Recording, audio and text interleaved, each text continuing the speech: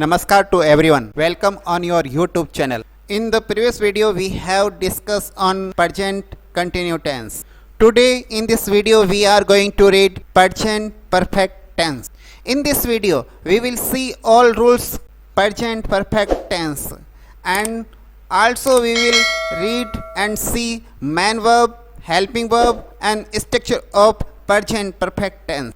At the same time we will see so many example and do exercise so that it will be easy for you to identify this tense. So just listen carefully and look carefully this video. Let's begin this video. First of all, we discuss what is present perfect tense. Present perfect tense, in this part there is a sense of completion of any work या some work. This tense so action is complete, so it is called perfect tense. Now we will see helping verb. There is two helping verb in this part. First has and second have. Has is used with singular subject and have used with plural subject. Now we will see main verb. There is main verb, third form of verb, यानी verb की third form use होगी इस tense के इस part के अंदर, और इसका दूसरा नाम है पास्ट पार्टिसिपल वर्ब. अगर आपको अच्छे से प्रेजेंट परफेक्ट टेंस को कंप्लीट तरीके से सीखना है तो you have to learn third form of verb. आपको वर्ब की थर्ड फॉर्म आनी चाहिए, नहीं तो आपको सीखनी पड़ेगी, तब ही आप प्रेजेंट परफेक्ट टेंस को अच्छी तरीके से कर सकते हैं, सीख सकते हैं. क्योंकि टेंस के इस पार्ट के अंदर आपको वर्ब की थर्ड फॉर्म ही यूज करनी है. Not only present perfect tense but also past perfect and future perfect tense. आपको पास्ट परफेक्ट और फ्यूचर परफेक्ट टेंस के अंदर भी थर्ड फॉर्म ही यूज करनी पड़ेगी, इसलिए आपको थर्ड फॉर्म कंप्लीट रूप से तैयार कर लेनी है. किसी भी कार्य के अंदर पूर्णता नज़र आए, यानी किसी वर्क के अंदर कंप्लीशन नज़र आए, तब आपको परफेक्ट टेंस प्रयोग में लेना है. Now we will see sentence structure. Sentence का स्ट्रक्चर किस प्रकार से रहेगा देखते हैं. First of all we put subject, after then helping verb has and have, after then verb third form और बाद में object. इस प्रकार से ये स्ट्रक्चर रहेगा. Subject has and have, has use with singular subject and have use with plural subject, और verb की थर्ड फॉर्म और लास्ट में ऑब्जेक्ट या अदर वर्ड के साथ इस सेंटेंस को कंप्लीट करना है. अगर यही सेंटेंस नेगेटिव सेंटेंस हो तो किस प्रकार से लिखा जाएगा. आपके मोबाइल के स्क्रीन पर जो रेड कलर के अंदर स्ट्रक्चर नज़र आ रहा है, ये नेगेटिव सेंटेंस बनाता है. इसमें क्या डिफरेंट है, इसमें केवल मात्र नोट लिखा हुआ है. अब ये नोट कहाँ लिखना है, आपको हेल्पिंग वर्ब और मेन वर्ब के बीच के अंदर.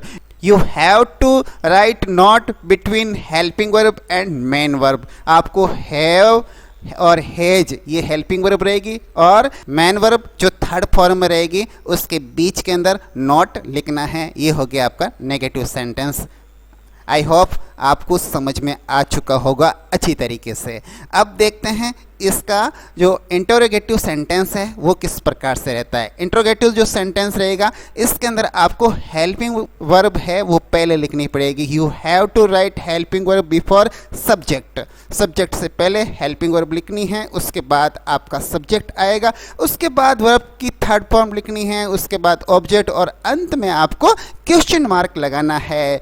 You have to put question mark end of sentence. Now we will see Hindi के जो सेंटेंस होते हैं वो किस प्रकार से होते हैं, और उसको इंग्लिश में ट्रांसलेट करते समय हमें क्या क्या सावधानियां रखनी है वो भी बता देता हूँ. परफेक्ट टेंस जो है इसके अंदर काम की पूर्णता को बताया जाता है. कोई भी काम कंप्लीट हो चुका होता है तब हम इस टेंस को यूज करते हैं, और जो इसकी पहचान हिंदी के वाक्य में रहती है वो सबसे अंत में आपको चुका है, चुकी हैं, चुके हैं या चुका हूँ, इस प्रकार से जो आएगा शब्द हिंदी के वाक्य के अंत में, तब आप प्रेजेंट परफेक्ट टेंस के अंदर इसको ट्रांसलेट करेंगे। अब ट्रांसलेट करते समय क्या सावधानी रखनी है? सबसे पहले आपको सब्जेक्ट रखना है, उसके बाद आपको हेल्पिंग वर्ब, और हेल्पिंग वर्ब भी सब्जेक्ट के अकॉर्डिंग रखनी है, इन दोनों में से एक लिखनी है।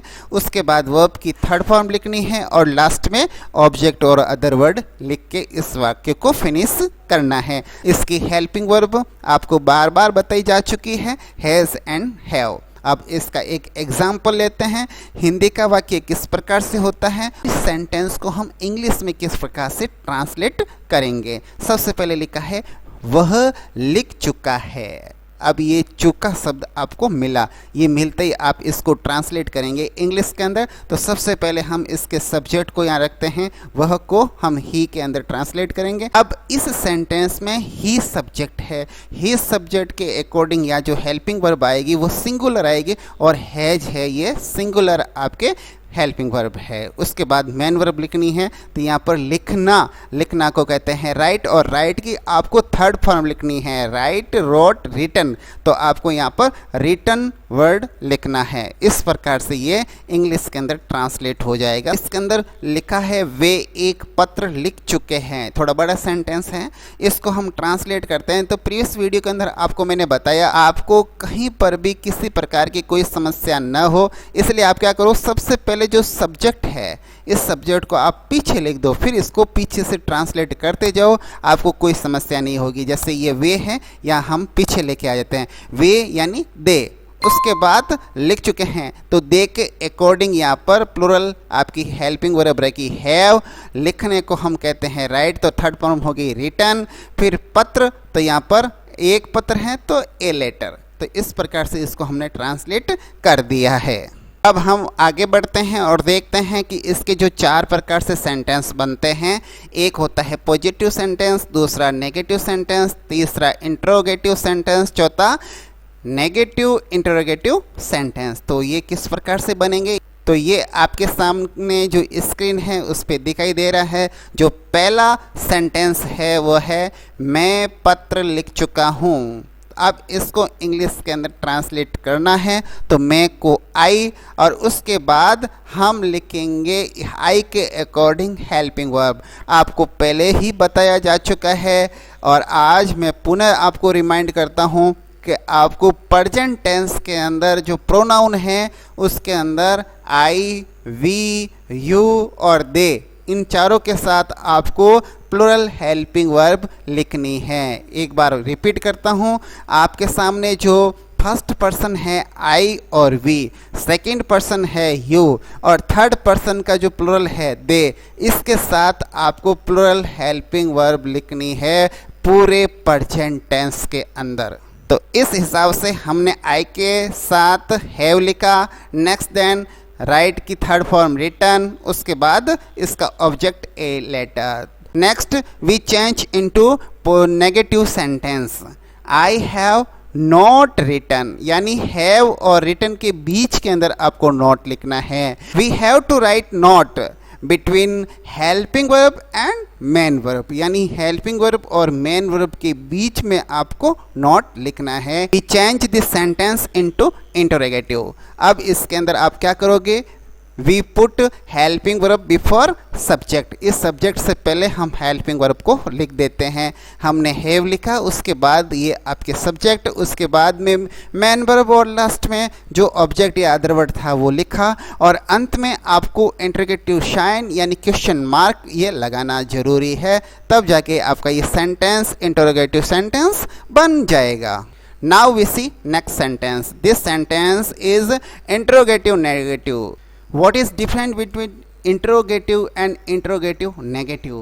इंट्रोगेटिव और इंट्रोगेटिव नेगेटिव के बीच में क्या अंतर है आपको दिखाई दे रहा है, केवल मात्र नॉट का। अब ये नॉट कहाँ रखना है, we have to put not after subject, यानी सब्जेक्ट के बाद में आपको नॉट रखना है। या आप ऐसे भी कह सकते हैं we put not before main verb, main verb से पहले नॉट को रखना है। तो इस प्रकार से आप इसको इंटरोगेटिव नेगेटिव सेंटेंस बना लेंगे। एक एग्जाम्पल आपको नीचे और दे रखा है, ये भी आप देख सकते हैं। जैसे राम पत्र लिख चुका है। अब इस सेंटेंस के अंदर केवल मात्र सब्जेक्ट चेंज हुआ है, तो हम सब्जेक्ट चेंज कर लेते हैं, बाकी तो सेम ही है। अब जैसे सब्जेक्ट चेंज हुआ है तो या इसकी हेल्पिंग वर्ब भी सब्जेक्ट के अकॉर्डिंग चेंज हो जाएगी। आपका ये जो सब्जेक्ट है वो सिंगुलर है, तो यहाँ हमारी हेल्पिंग वर्ब भी क्या रहेगी, सिंगुलर। और सिंगुलर हेल्पिंग वर्ब है हैज, तो Ram has written a letter. अब आप देखेंगे जो ऊपर वाला सेंटेंस है और ये जो नीचे वाला सेंटेंस है, दोनों में क्या डिफरेंट है। यहाँ पर सब्जेक्ट चेंज हुआ है तो उसके अकॉर्डिंग हेल्पिंग वर्ब चेंज हुई है, बाकी का मैटर एज इट इज है। तो इस प्रकार से आप सेंटेंस बना सकते हैं और इसको आप चेंज कर सकते हैं नेगेटिव, आप चेंज कर सकते हैं इसको इंटरोगेटिव, आप इसको चेंज करते हैं नेगेटिव इंटरोगेटिव। अब हम देख लेते हैं मेन एग्जाम के पर्पज, इसके कीवर्ड क्या हो सकते हैं।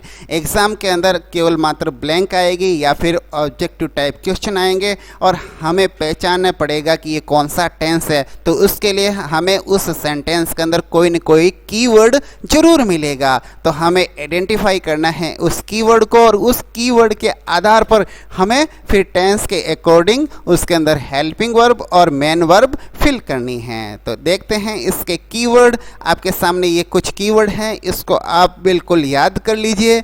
You have to remember this, आपको याद करना ही पड़ेगा, तब जाकर एग्जाम में आप अच्छी तरीके से इस सेंटेंस को कंप्लीट कर पाएंगे। यहाँ पर लिखा है just, already, ever, never, yet, so far, recently, lately, till now, just now, this morning, month यानी ये दिस मंथ। तो इस प्रकार से ये कीवर्ड है।